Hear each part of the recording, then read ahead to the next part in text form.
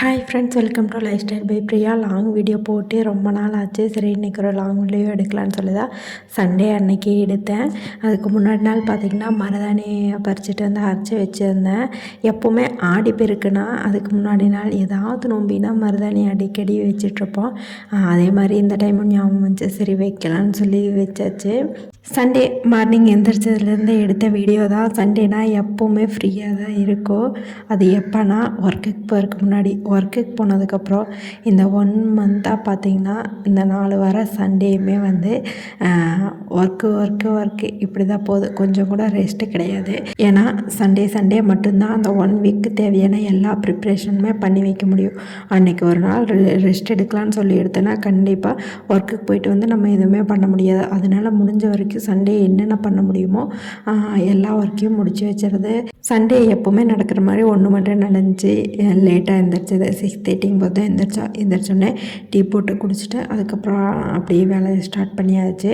அடுத்த நாள் ஆடிப்பெருக்கு வீடெல்லாம் மாப் போட வேண்டியது இருந்துச்சு.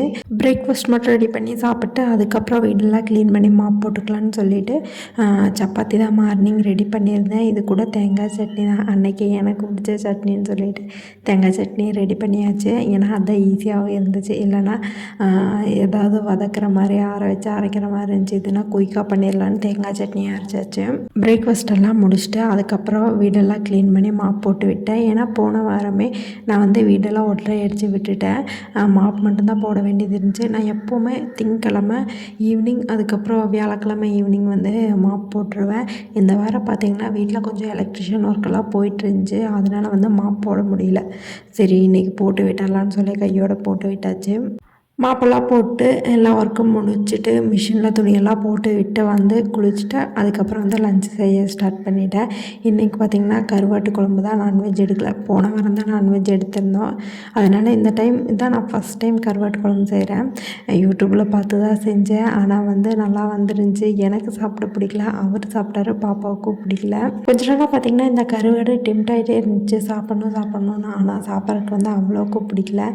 சாப்பிட்டு பழகினவங்களுக்கு ஓகே. இதோட ரெசிபி வந்து இன்றைக்கி ஷார்ட்ஸில் போட்டிருக்கேன். தேவைப்பட்டுச்சுன்னா செக் பண்ணி பாருங்கள். சண்டேனா ஃபஸ்ட்டெல்லாம் பார்த்திங்கன்னா தூங்குறதுக்கு இல்லை உட்கார்றதுக்கு உட்காந்து ஃபோன் பார்க்கறக்கு இந்த மாதிரி தான் டைம் போயிட்டு இருந்துச்சு. ஆனால் இந்த டைம் வந்து கொஞ்சம் கூட ரெஸ்ட்டே கிடையாதுன்னு தான் சொல்லலாம். உட்கார்றதுக்கு கூட டைம் இல்லை. ஒரு ஈவினிங் வேணால் அந்த டீ குடிக்கிற டைமில் கொஞ்சம் நேரம் உட்காரலான்னு வைங்களேன். அந்த மாதிரி தான் போச்சு. சண்டேனா தவறாமல் நான் ஒரு வேலை செஞ்சுருவேன். என்னென்னா மாவு அரைச்சி வைக்கிறது தான். அப்போ தான் அந்த ஃபுல் வீக்கும் எனக்கு டென்ஷன் இல்லாமல் போகும்.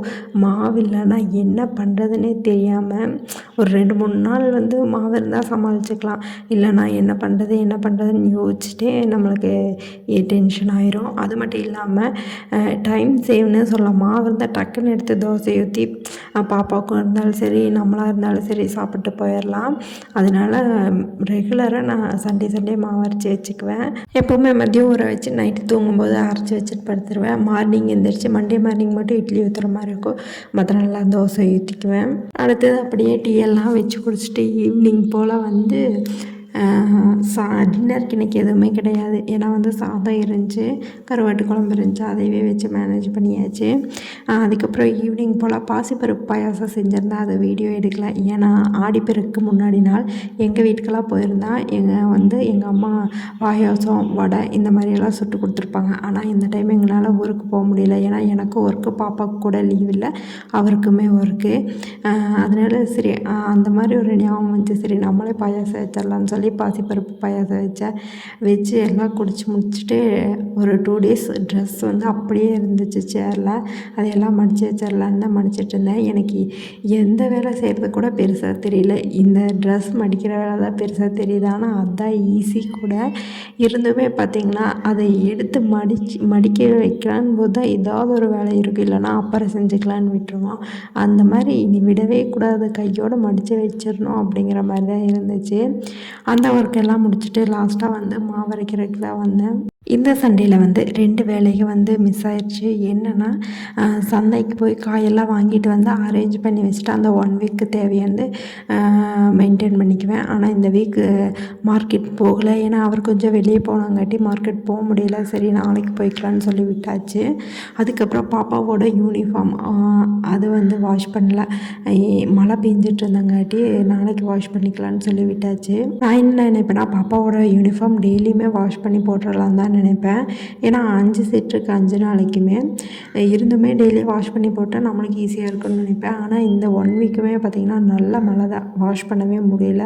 சரி சண்டே பண்ணிக்கலான்னு விட்டால் இன்றைக்குமே ஈவினிங் போல் லைட்டாக தூறல் இருந்துகிட்டே இருந்துச்சு. சரி நாளைக்கு பண்ணிக்கலான்னு இருக்கேன். என்ன ஆனாலும் நாளைக்கு வந்து வாஷ் பண்ணி போட்டுறணும். கையில் தான் துவைக்க வேண்டியதாக இருக்குது பாப்பாவோட யூனிஃபார்மு. அதுக்கு வேண்டியே பார்க்க வேண்டியதாக இருக்குது. நானும் எப்படியாவது ரெகுலராக டெய்லியுமே ஒரு லாங் வீடியோ எடுத்து போடணும்னு நினைப்பேன். ஆனால் வேலைக்கு போனதுலேருந்து சுத்தமாக முடியலன்னு தான் சொல்லணும். வீடியோ எடுத்து எடிட் பண்ணுறக்கே டைம் கிடைக்கல. ஷார்ட்ஸே நான் ஏர்லி மார்னிங் எந்திரிச்சு எப்போ மாதிரி ஷார்ட்ஸ் அப்லோட் பண்ணிவிட்டு அதுக்கப்புறம் தான் மற்ற வேலையே ஸ்டார்ட் பண்ணுவேன். இனிமேலாவது எப்படியாவது தொடர்ந்து லாங் வீடியோ போடணும்னு நினச்சிட்ருக்கேன். இதுக்குன்னே கொஞ்சம் டைம் ஒதுக்கி. ஏன்னா எதையுமே நம்ம தொடர்ந்து போட்டிருந்தா தான் அதுக்கான வெற்றி கிடைக்கும். இனி ரெகுலராக லாங் வீடியோ போட ட்ரை பண்ணுறேன். உங்களுக்கு எந்த மாதிரி கண்டென்ட்டில் வீடியோஸ் வேணும்னு சொல்லுங்கள். அதை மாதிரி போடுறக்கும் ட்ரை பண்ணுறேன் கண்டிப்பாக. மோஸ்ட்லி இந்த 4 வீக்ஸாக வந்து என்னோடய சண்டே வந்து இப்படி தான் போயிட்டுருக்கு. சண்டே தான் ரொம்ப பிஸி டே மாதிரி எனக்கு. கண்டிப்பாக ஒர்க்கிங் உமனுக்கு சண்டே எந்த ரெஸ்ட்டுமே இருக்காதுன்னு இப்போ தான் எனக்கு தெரியுது. சண்டே லீவான்னு ஹாப்பியாக இருக்கும். ஆனால் வந்து சண்டே தான் நமக்கு அவ்வளோ ஒர்க்காக இருக்கும். இருந்துமே எந்த கஷ்டமுமே இல்லாமல் நம்ம எல்லா ஒர்க்கையும் செஞ்சுட்டு வரோம். இந்த வீடியோவோட எண்டுக்கு வந்துட்டோம். இதில் பெருசாக அவ்வளோக்கு எந்த ஒர்க்கும் இருக்காது. வீட்டுக்குள்ளேயே சுற்றிட்டு இந்த மாதிரி தான் இருக்கும். இதுக்கிடையில் தண்ணி வந்து இதையும் போய் பிடிச்சேன்.